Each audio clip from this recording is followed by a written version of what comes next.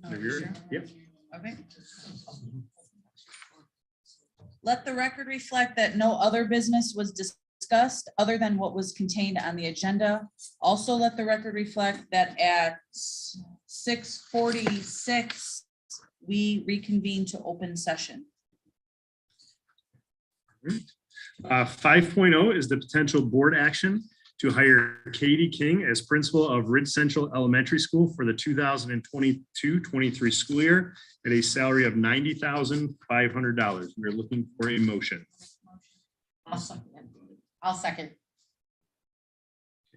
Mrs. Grove, Aye. Mrs. Lammel, Aye. Mr. Malkowski, Aye. Mrs. Lebuzik, Aye. and Ms. Joy. Aye.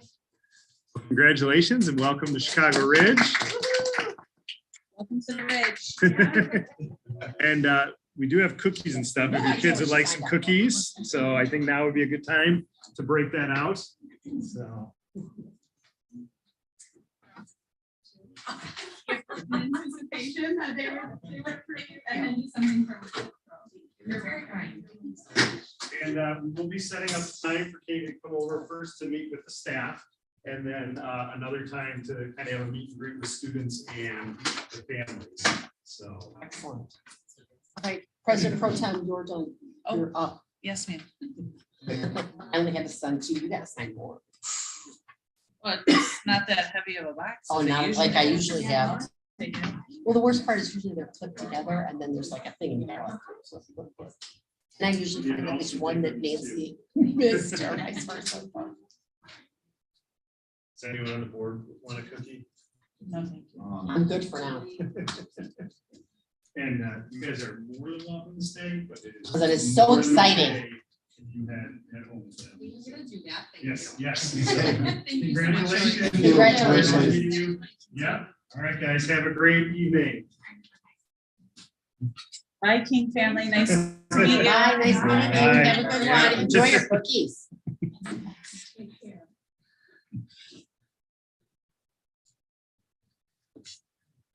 All right, I wish the rest of the meeting was that exciting. I know. But very excited for Ridge Central. I think it's going to be a wonderful fit. And we'll be, like I said, we're looking for the assistant principal in earnest at this point. So our next is an update on the 2022-23 calendar. If you remember, we just approved that back in March because that's just how it works. But we did get confirmation Eid will actually fall on a school day. And what's been really nice, both this year and for the following year, is that it falls the next year. This year is on a Monday. So this upcoming Monday, May 2nd, I think it is, we have off. Well, the next one is on a Friday. So it's a 3-day weekend. And again, I would recommend wholeheartedly that we approve that day off for many reasons. Number one, we have a large population of both students and staff who celebrate that day.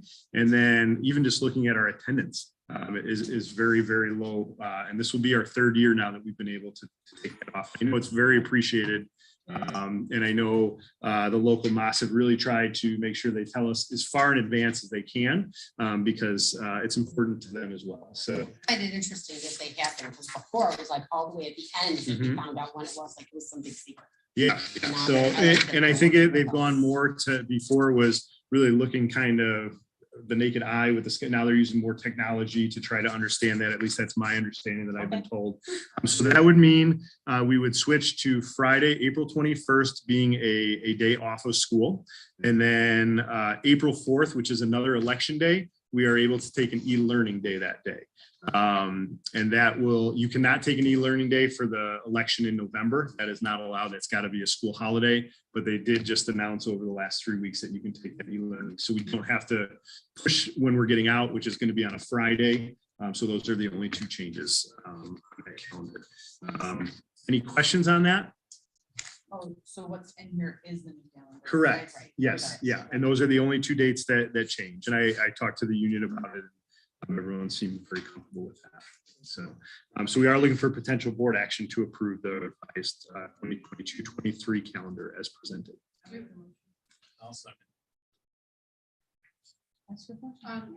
You said Friday, April 24th. 21st. 21st, okay, Yep. never mind. just Good, answer. good. I was gonna say- I could have said the 24th. I'm all Okay, any other questions before we take a vote? Mrs. Lammle, Aye.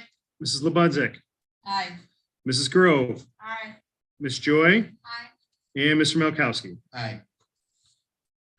8.0, the potential board action to approve purchase from Interiors for Business. And I'm going to turn that over to Kathy. Okay, so to say this is a long overdue project is a little on the Yeah. understatement side. Yes. We literally started this project back in 2020. And it's had a lot of setbacks, the main one being COVID.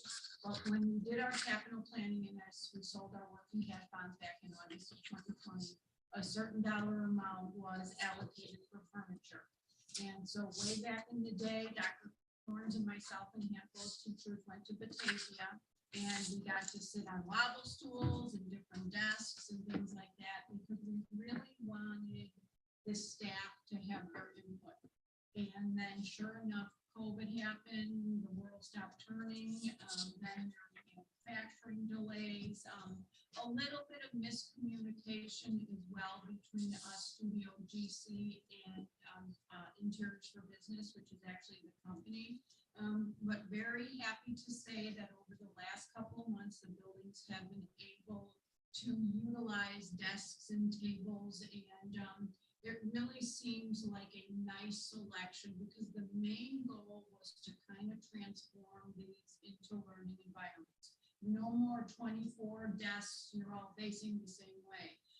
The teachers wanted flexibility. The students want, some kids are better standing for an hour or two. Some like to sit, some like to wobble.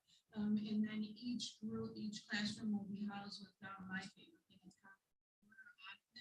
with like a little table. And it just adds a lot of flexibility. And so we're in the proposal is to furnish 15 classrooms between Ridge Central and Ridge Lawn. And there's a complete list of what is being purchased in your summation.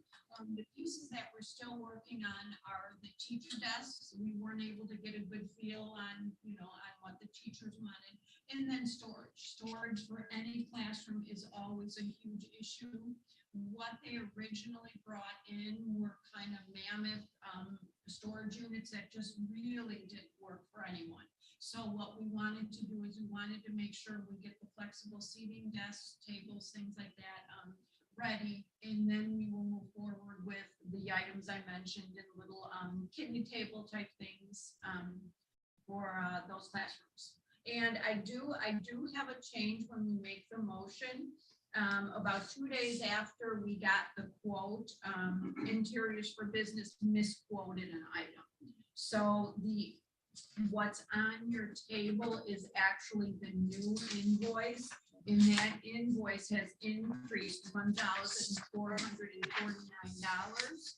So when we make the motion, we're going to ask the board to approve $306,443.73. And the building principals have been wonderful, a lot of collaboration, and I feel like this, even though it took so long, I feel like this is our pilot and we can now start to move forward. How were the teachers decided? I want to say, and Megan, please chime in, I believe the building principals reached out to those teachers that they thought would be open to new ideas. Tirza mentioned earlier about old school. You want a teacher that's going to rearrange the classroom and they're going to adapt to different surroundings. So Megan, is that how? Yeah, we had a furniture committee that attended the In the summer, when we were in Batavia. Batavia. And then if any of those staff members were interested, they were one of the first ones to be chosen for it. And then unfortunately, due to COVID restrictions, they were providing us with tables, which we could not meet 6 feet. So some classrooms had to be decided based on them being a smaller group, subset group of students of 10 to 12 kids, that would make do for 6 feet. Whereas we couldn't use that furniture in like a classroom because we couldn't have 2 kids sitting next to each other, wouldn't meet the 6 foot requirement when we first started the year. So there's a little bit of all of that put into play. How quickly, I'm sorry, how quickly, so we've got 15 classrooms between the two. So how many more classrooms do we have to outfit, and will they all be outfitted in this, or are we figuring we're gonna modify as we go if things work better or not better, or? Yeah, I mean, we have a lot of classrooms Yeah, to I still know. go. And our approach was maybe to do 2 at each of the elementary grade levels, because in all honesty, we weren't really sure what the quote was gonna come in as well. Because now with the steel and supply chain, everything's costing more money. Yeah. And so it certainly did. So we thought 2 grade levels would be a good start. So next year, I would love to say maybe we do 2 more grade levels. But what we can't forget is the junior high. The only thing we've done for the junior high so far were their desks. Because when COVID came, We didn't have it. Finley Junior High had the big The tables behind what Kathy has. yes, Yeah. so we had to remove those, so we had to buy $200 and some thousand worth of desks. But now they are entitled, to the flexible seating, the ottomans and things like that, and the different seating, so we got some work to do with that as well. Yeah, and to answer the other part, obviously we have a base now of what we will be able to use and try out, but I think it'd be foolish to say 3 years down the road, oh, no, this new item we're not doing because it wasn't in the original. We definitely are open to seeing and adjusting, so. These aren't gonna be any kind of distraction. The research shows that the flexibility when it's used appropriately actually helps people. Yes, you might get a student who in that wobble chair, but that's on the teacher to understand, all right, the student can't be in this chair all day. Maybe they need to pick a different seat for math or whatever it is. So Did we already pick all those classrooms? we pick the grade levels. Yeah. The Yeah. the building principals each picked out 3rd and 4th grade, correct? 4th and 5th. Okay. I'm just excited to hopefully go back with no restrictions next year and actually use this stuff appropriately. That's what I am. Start the year. Yeah. Right. Yeah. Yeah. Mhm. Done, yeah. Yep. It's kind of nice though at that level as well, because it kind of changes, there's a lot of change that goes into 4th and 5th grade. So Well, it's these kind are of a nice thing. Kids who've been here for how many years, and to get Yeah. something new it makes the year exciting. So, yeah. Any other questions? So we are looking for potential board action to approve the purchase from Interiors for Business in the amount of $306,443.73. I'll make the motion. And I'll second. Ms. Choi, Hi. Mrs. Grove, Mr. Malkowski, Aye. Mrs. Lebudzick, Aye. and Mrs. Lammle. Aye. I'm actually gonna really talk about the next 3 altogether. Right away, Megan is starting to take on some of the curriculum things in her quote unquote spare time. And there has been, there is, within Title I, there is some money we have to spend on resources. And we have been talking, especially, and COVID really helped us see this clearly, the amount of different resources our teachers have at their disposal is way too much. And that sounds weird to say, but we have a little bit of people doing this one program, and then at another grade level, you have this. And we're really trying to get a handle on what it is that is going to be best for all of our students, and making sure that we invest in that and then use that throughout. So looking at our curriculum, we see some areas that we want to make sure that we supplement it across grade levels, across the schools, instead of having these hodgepodge resources, and making sure that it's going to be what brings our kids to that next level. So Megan and Kathy really worked within the Title I budget, and really trying to hit those main areas that we needed. So Stenhouse Publishers, that is supplemental math resources. We talked from the beginning when we approved illustrative math that we really, really liked the program. But we knew that there were some areas that were very clear that we would have to supplement. And one of those is basic math fluency. Making sure that those math facts are there K through 8. And in all honesty, a lot of programs don't have that now, but we know kids do get tripped up when they're trying to remember those basic facts. And so this is addition, subtraction, multiplication, division. And you remember, we have people who come into our district, even at the junior high level, who don't have some of those math facts. So this program is really from K to 8 to supplement that. And we see the ability to do that not only in the classroom, but also something that if we're doing tutoring, that would be able to supplement during the tutoring time as well. 10.8 is the Scholastic Corporation, and this really addresses a need in grammar. School-wide really teaches kids to love reading and to love writing and to get right in there and be a reader and a writer, but it doesn't always, the workshop model doesn't always address in a good way grammar. And so that's something we've been really struggling with, and how to teach that consistently. I think all teachers are teaching it in some way, but they're kind of pulling from different areas. So this is a supplemental piece for the grammar, as well as some guided reading libraries that we would like to add a little bit more than what school-wide has. And then finally, 11.0, the purchase of the Wilson training. This is really a word recognition, and it lines up perfectly with the materials that we already use in foundations. Megan was sharing with me that what we currently have, this is it Scott Forsman, is really going out of print, and we've had it around here forever. So this is really going to take the place of that, as well as add additional supplements to our intervention for reading. And we're trying to hone in on that and make sure our interventions are the same across the district. We have some really, really good reading interventionists, and we want to give them the materials that they need. So I know that looks like we're just got a lot that we're spending, but those are things that we've been talking about for quite a while. And again, it's coming from Title I. So I was just gonna ask, is all of it coming from Title I, really? Or- It is, right? Yeah. Yeah. Yeah, and if I could just jump in, Title I is historically around $600,000 or $700,000. But what they have allowed us to do for the last 2 years is carry over 100%. So last year, we did not spend like almost 400,000. So this year, we have almost $1 million. And what we don't want to chance, the standard carryover allotment is 15%. So we are operating under the premise that use it or lose it. Now, that being said, that I might get an email tomorrow saying we're going to allow you to carry over 100%, but it's not worth the risk. And the only other piece that we haven't budgeted or asked for board approval yet is going to be the professional development to roll those items out. But with the Title II grant, that professional development money automatically rolls off over 100%. So we're not worried about spending that money right now. Yeah. And what I appreciate about the approach that both Kathy and Megan took is this wasn't like, we need to spend money, just get something. There's a lot of research that went into this, a lot of back and forth. And I feel really confident that this is going to benefit our kids.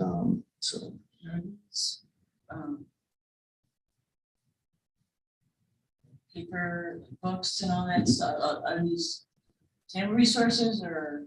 Yeah. So they're tangible resources. Tangible, there Yes, we go. yes. And we've talked, and I don't feel like our tangible resources are as hodgepodge as our digital resources. When we look across what and even going back to the communication piece that we've been talking about, making sure we bring that down to only parents are only having to deal with one piece of communication. That's what we really want to have, like whether it's Khan Academy, which is what some people love and some people hate.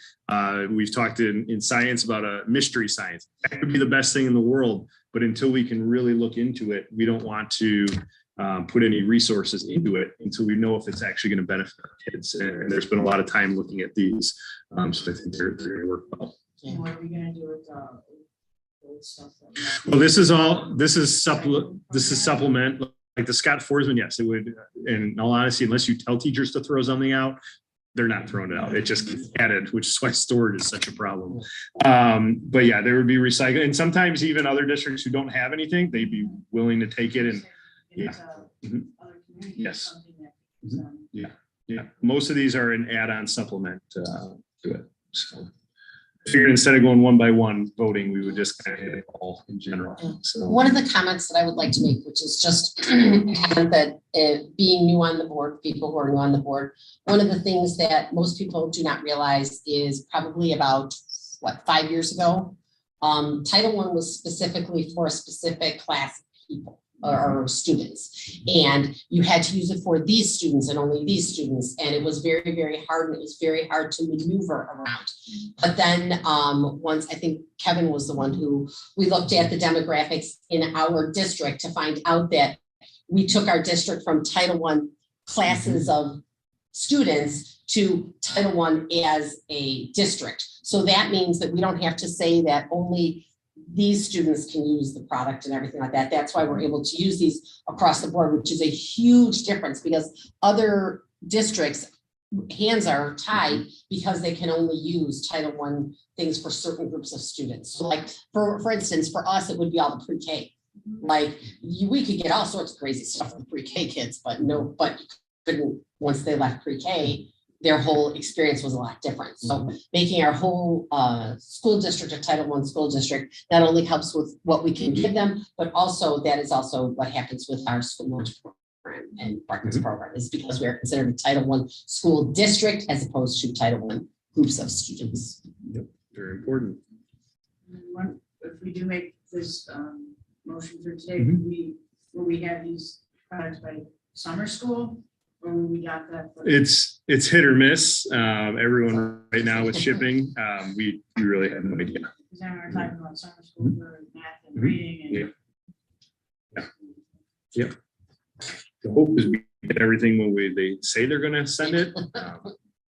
The ideal goal would be like the middle of June, so we can get them paid in this fiscal year. Any other questions about those? We'll start voting. All right, 9.0 potential board action to approve the purchase from Stenhouse Publishers in the amount of $46,534.28. Is there a motion? I'll make a motion. I'll second. Mrs. Lebedzik, Aye. Mrs. Grove, Ms. Joy, Aye. Mr. Malkowski, Aye. and Mrs. Lammle. Aye. 10.0 potential board action to approve the purchase from Scholastic Corporation in the amount of $75,128.25. Is there a motion? I'll make a motion. I'll second. Mrs. Lammle, Aye. Mr. Malkowski, Aye. Mrs. Lebedzik, Aye. Mrs. Grove, Aye. and Ms. Joy. Aye. And then 11.0 potential board action to approve the purchase from Wilson Language Training Corporation in the amount of $49,169.48. Is there a motion? I'll make a motion. I'll second. Ms. Joy, Aye. Mrs. Grove, Aye. Mrs. Lammle, Aye. Mr. Malkowski, Aye. and Mrs. Lebedzik. Aye. All right, so 12.0, we are going to adjourn to our second closed session of the night, but I got to read a lot more this time. So the discussion, appointment, employment, compensation, discipline, performance, or dismissal of specific employees of the public body or legal counsel for the public body, including hearing testimony on a complaint lodged against an employee of the public body or against legal counsel for the public body to determine its validity. However, a meeting to consider an increase in compensation to a specific employee of a public body that is subject to the Local Government Wage Increase Transparency Act may not be closed and shall be open to the public and posted and held in accordance with this act as defined in the Open Meetings Act, Section 2C1. The discussion of collective negotiating matters between the public body and its employees or the representatives or deliberations concerning salary schedules for one or more classes of employees as described in Section 2C2, the discussion of pending or probable and imminent litigation against, affecting, or on behalf of the district as defined in Section 2C11. We will not be discussing any security or any student discipline this evening. Can we get a motion to go back into closed session? I'll make a motion. I'll second. Mr. Malkowski, Aye. Mrs. Grove, Aye. Mrs. Lebedzik, Aye. Ms. Joy, Aye. and Mrs. Lammle. Aye.